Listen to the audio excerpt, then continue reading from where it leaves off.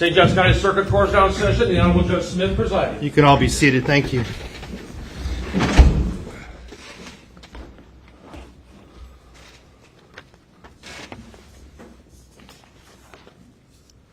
All right. Good morning. We have a couple of matters on the on the calendar this morning that we need to address prior to moving into our sentencing hearing on Mr. Fucci's case. Mr. Newman, are you ready on Mr. Benefield's case? Yes, sir.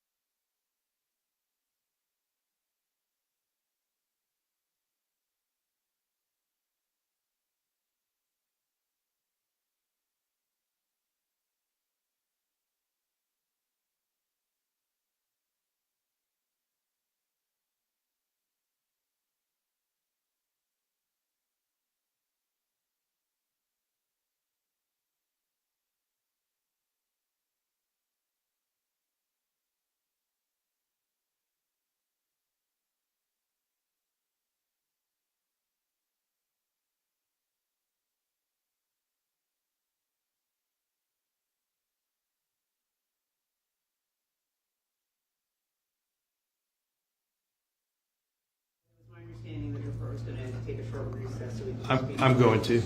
That's what I'm going to do right now. Thank you. Mr. Fucci here in the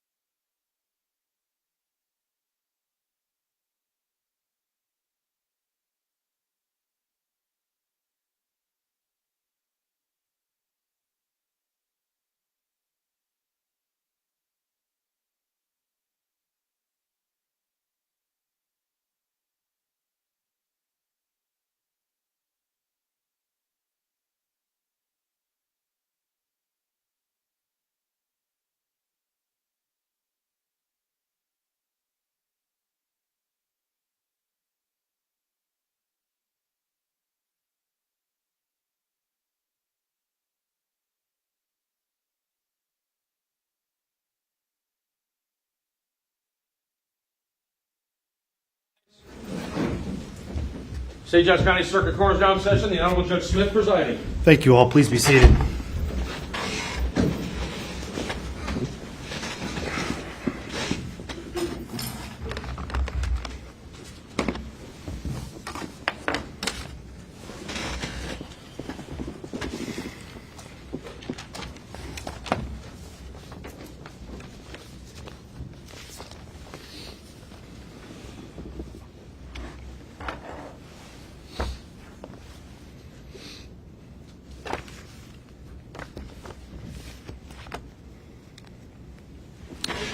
All right, let's go on the record in case 21 CF 825, State of Florida versus Aiden Fucci. Who do I have appearing on behalf of the State of Florida? And on behalf of the defendant? Rosemary Peoples. Craig Addick. And Mr. Fucci is also present. We are here today to conclude the sentencing hearing that began on Tuesday of this week.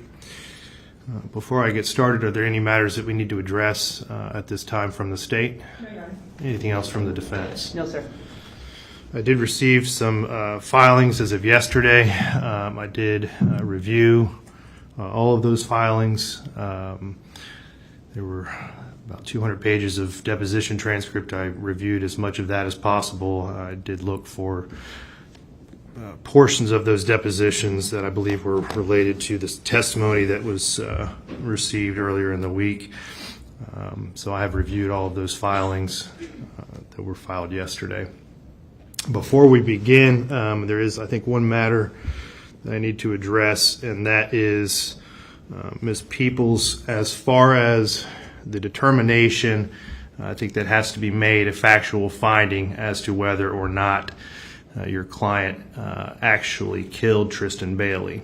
That is typically a finding that would be made by a jury. However, because there was not a jury trial, factual finding could not be made by the jury.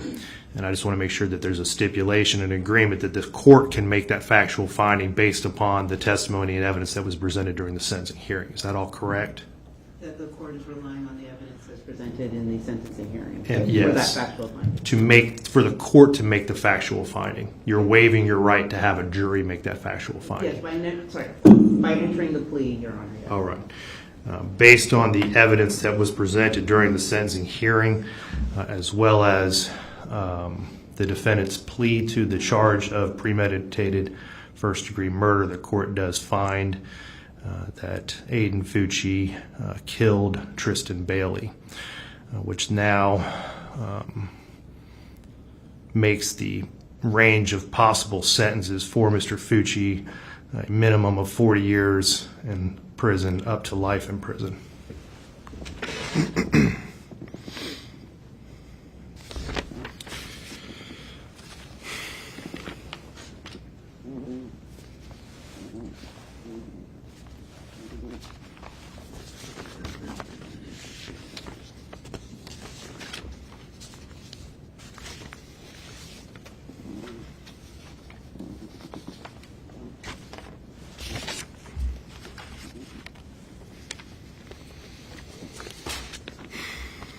Before I begin to address the statutory factors that the court must consider under 921.1401, let me address the Bailey family as well as the friends who are here today and who have also been here throughout these proceedings.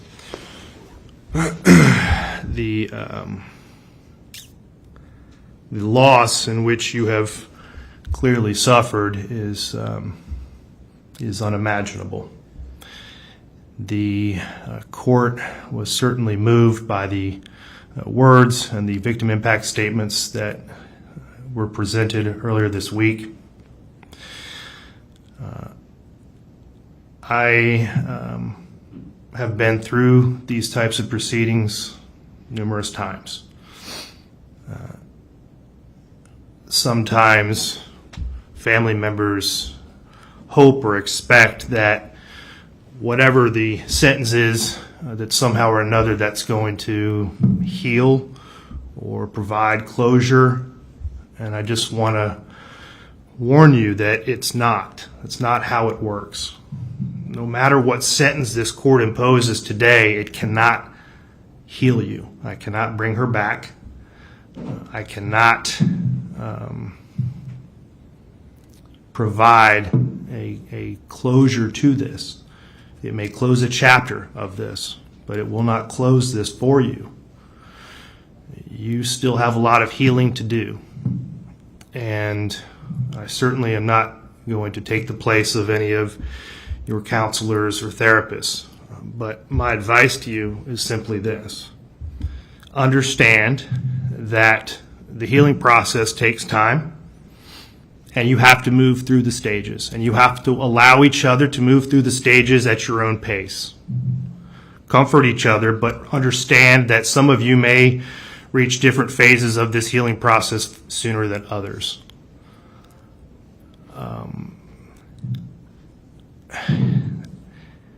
Your daughter and your sister are obviously, her body is no longer present on this earth. However, her spirit lives on through each and every one of you. From what this court can tell, she was quite a energetic, happy child.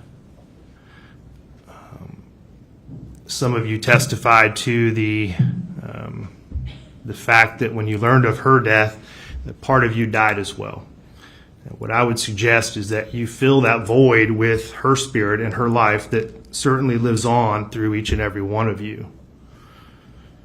Allow Bailey Sunday Fun Days to return to your home. Allow laughter to return to your home, because in depriving yourselves of that, frankly, you're continuing, it would continue to victimize Tristyn, because that's not what she would want. She would want that happiness and the laughter to return, and the joking between her siblings. That's what she would truly want. You have to try to let go of some of the anger that you still feel. I think that's a big part of this process for you. Mr. Bailey, I want to address something that you mentioned, and that was the process of these court proceedings. I know it's been a long 22 months for your family as well as for this community. Justice at times can move a little bit slowly for those who are thrust into it. For those of us who practice it and live it and work it every day, I assure you that there are constitutional safeguards that are in place in this country, and they're there for a very important reason. And sometimes that takes time to work through that process. And that can be frustrating, it can be agonizing at times. But we strive to make sure that we get things right the first time, and that we do things the proper way. And I appreciated your comments, and I appreciated the patience that your family and the community has shown to the court system. These attorneys have worked diligently. They have had, on both sides, they have, this is not their only case, sadly. This is the only courtroom in all of St. Johns County with over 300,000 people who now live in this community. We have one felony courtroom. So every felony, every murder, it takes place in this courtroom. And these attorneys are assigned to cases throughout this circuit. I trust and I believe that they have done a diligent job in this case. And again, I recognize that it can certainly take some time, and I appreciate the patience that you've shown, and I hope that you understand the necessity in making sure that things are done the proper way.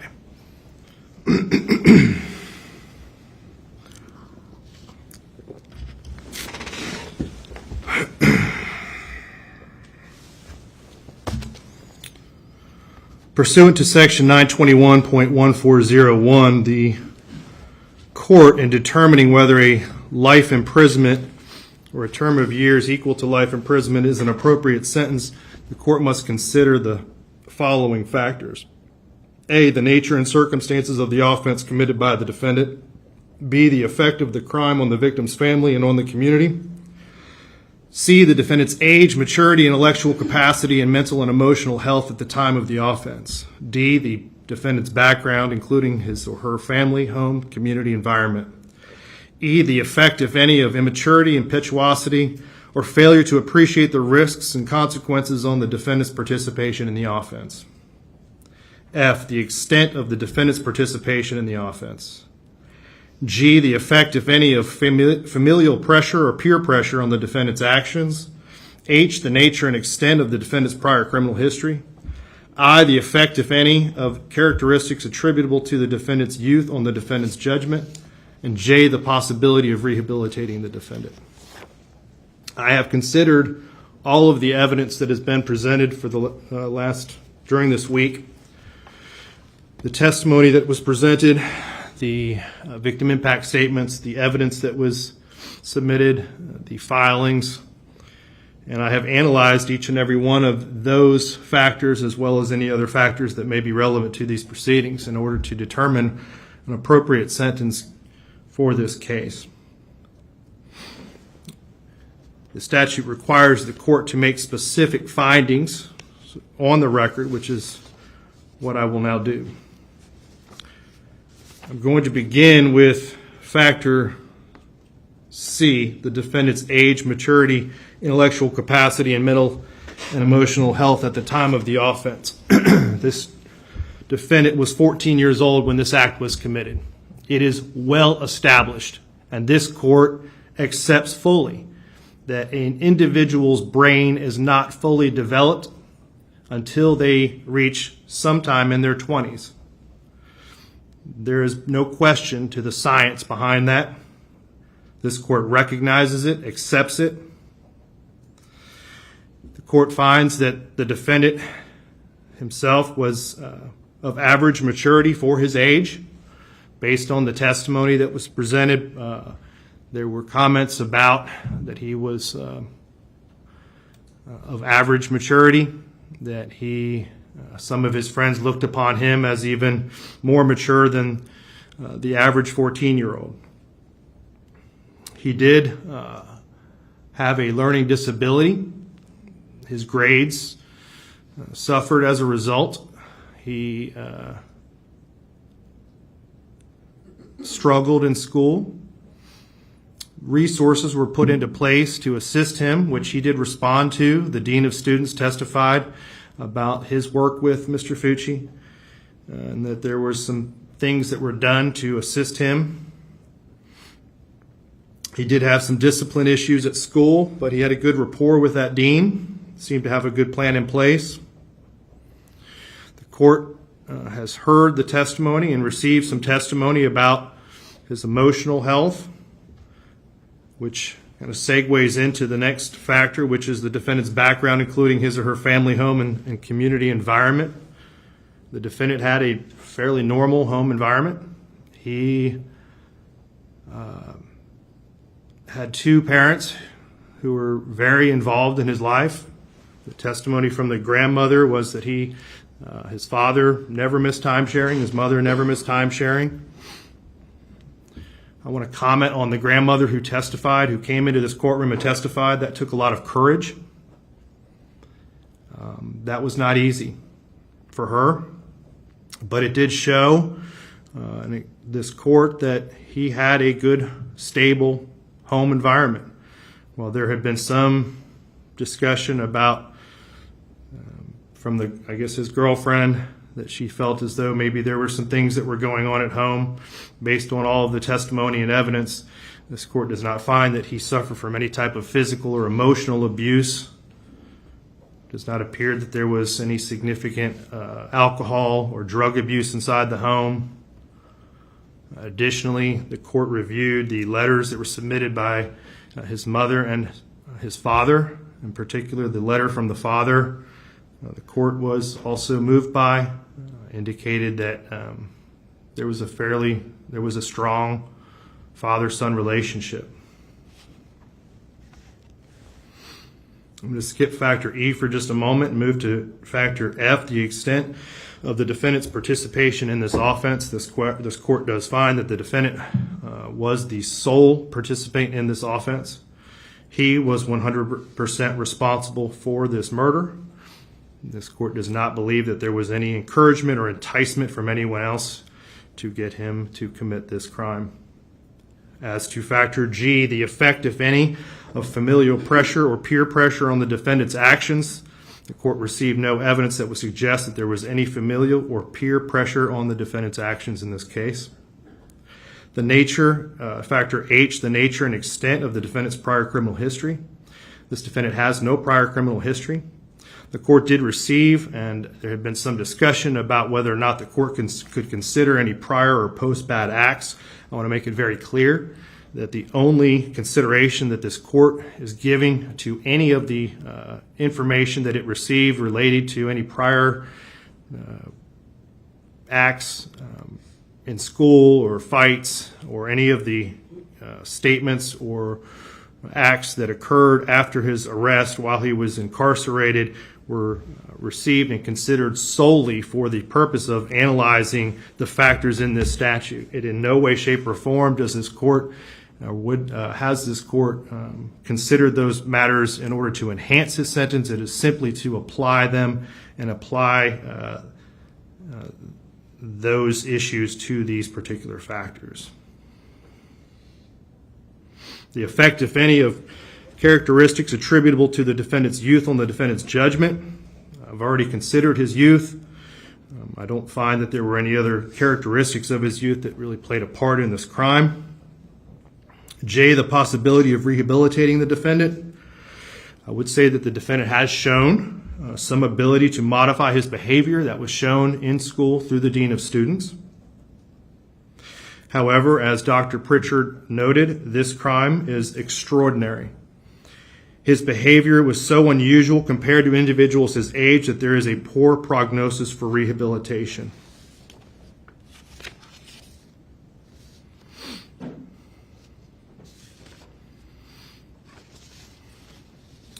Let me move to factor B, the effect of the crime on the victim's family and on the community. The effect of this crime that is had on the victim's family and on the community is significant.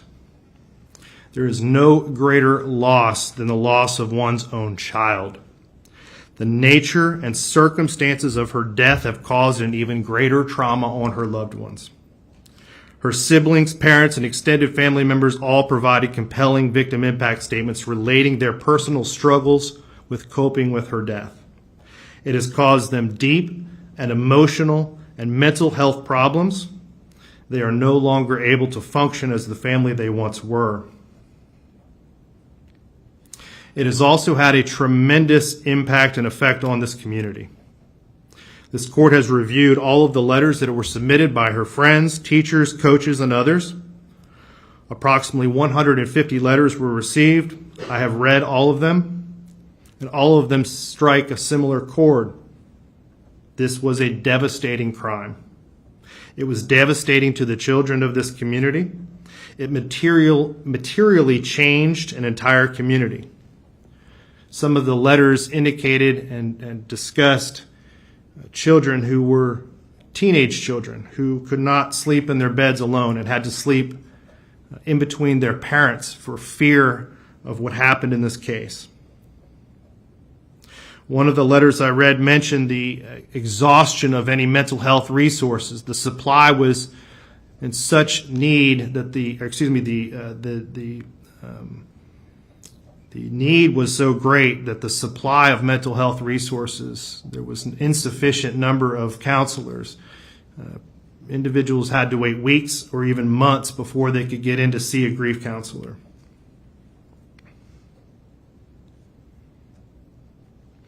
I would submit that this case is probably the most difficult and shocking case that this county in St. Johns County has dealt with.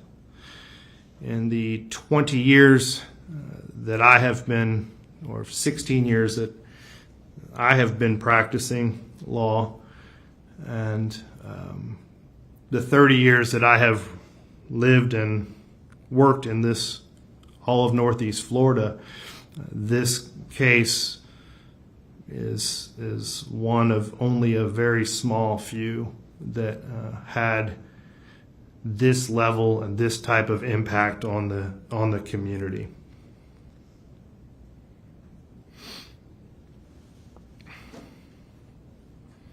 This court gives this factor great weight. As to the last two remaining factors,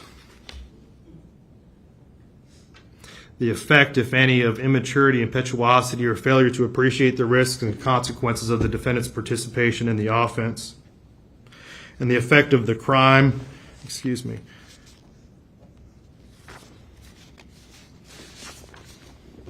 and the nature and circumstances of the offense committed by the defendant. These factors are somewhat combined.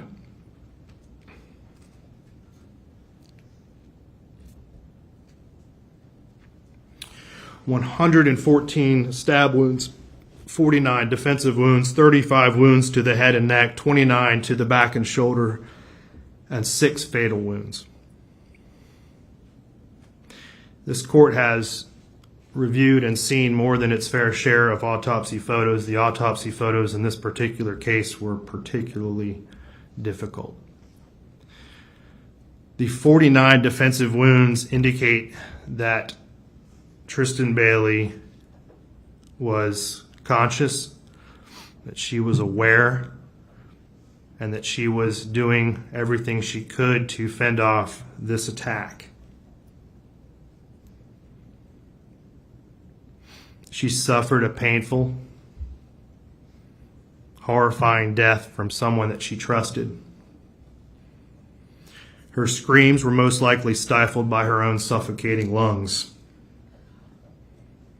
He lured her into a secluded place in the woods near his home, a person that she trusted, and he led her there under false pretenses. There was a heightened level of premeditation in this case. Based on the prior statements that he made to his girlfriend and his friend, he indicated that he was going to kill someone. At which point he determined that it was going to be Tristyn Bailey, I don't know. But there was going to be a victim. He indicated that how he was going to do it, that he would take them into a wooded place, that he would stab them, he would kill them and then run away so that he could keep on killing. He told his best friend that he wanted to kill someone to see what it felt like, and he wanted to watch them bleed out. This particular crime was committed with the weapon of choice as a knife, which he nicknamed Poker. That required a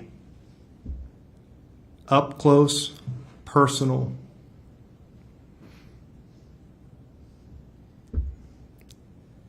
type of murder that is rare. It's unique. The court accepts that in 2019, of all juvenile arrests, only 7% were violent and only 1% of those were homicides. This crime is clearly an outlier, and it was shocking, and it is shocking to the conscious. This court finds that the defendant's participation in this offense was not the result of immaturity or impetuosity. He understood the risks and consequences of his actions. He previously told his girlfriend that he was going to do this. That clearly shows that he had been planning it. He attempted to cover it up by disposing of the murder weapon and throwing it into a lake. He then attempted to conceal evidence by hiding his shoes and shirt and jeans, taking a shower, stealthily entering his home, and then the actions immediately after with the Snapchat videos in the back of the police car and the story that he made up about pushing her and her hitting her head, which was clearly refuted by the video evidence in this case. All of that shows, and this court finds, that this was not an immature or an impetuous type of crime. It makes it unique. It makes it extraordinary.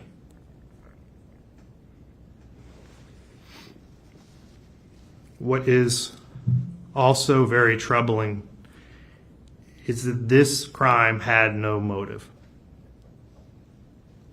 This was not done out of greed. It was not done in retaliation, retribution, or revenge. It was not a crime of passion. It was not a crime that was committed because he felt rejected by her. It was not done in a fit of uncontrollable anger. There was no reason. There was no purpose. It was done for no other reason than to satisfy this defendant's internal desire to feel what it was like to kill someone. It was committed in a cold, calculated, and premeditated manner without any pretense for moral or legal justification, and it was heinous, atrocious, and cruel. This factor and this factor alone makes this case and this defendant more than just unique. It is for this reason and all of the reasons previously stated that leads this court to the conclusion that there is only one appropriate sentence in this case. Mr. Fucci, if you and your attorneys would please rise. Counsel, is there any legal reason why this court cannot impose sentence at this time? No, sir. Mr. Fucci, having entered a plea of guilty to the crime of first-degree murder, I adjudicate you guilty of the premeditated first-degree murder of Tristyn Bailey. I sentence you to life in prison. Because of your age, you are eligible for review of the sentence in 25 years. I order the Department of Corrections to notify you when you are eligible to apply for your review hearing. Madam Clerk, if you will please impose the minimum fines and court costs. Mr. Fucci, you have 30 days to appeal the legality of this court's sentence. If you wish to appeal but cannot afford an attorney, one will be appointed for you. You will be taken back to the Duval County Jail and then transported into the Florida State Prison System. We are adjourned.